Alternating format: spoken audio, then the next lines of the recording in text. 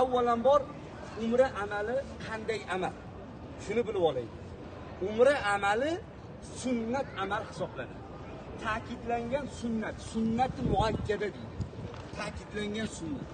İnson bolasi, inson zoti hayoti davomida qurbi yetganda hech bo'lmasa bir marotaba qilishi kerak bo'lgan amal hisoblanadi. İmkoniylar yetdi, kimnidir farzandi, kimnidir aka-ukasi, kimnidir yaqini, kimdir o'zi yiqqan mablag'lariga imkonini qilib mana kelib turibsizlar. Bo'yninglardagi sunnat amalni bajargani kelib turibsizlar. Endi bu sunnat amal bo'lgani bilan bu amalni qilgani kirishganimizda bu amalning ichida ikkita farz amal bor.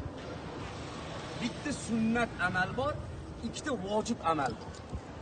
O'zi sunnat amal o'xshay qaragan, lekin buni bajarishga kirganimizda buning ichida farz turibdi ikkita. Bitta sunnat turibdi, ikkita vojib turibdi. Mana bularga biz e'tiborli bo'lishimiz kerak. Inshaalloh karim bizni qiladigan ishimiz nima? Bugunmi, ertaga ertalabdanmi? Avvalambor xonalarimizga kirib issiq suvlarimiz bor hammomda g'usl qilamiz. G'usl qilamiz. G'usl qilib poklanib olamiz. Badallarimizni hammamiz ham erkak ayol aralash badallarimizni ortiqcha tuklardan tozalaymiz. Tirnoqlarimizga, oyoq, qo'l tirnoqlarimizga qarab ularni tozalab olamiz. Olib tashlaymiz, hammasini tozalab, poklanib, g'usl qilib poklanib olamiz. Bugun kechqurunmi? Hozir kiribmi?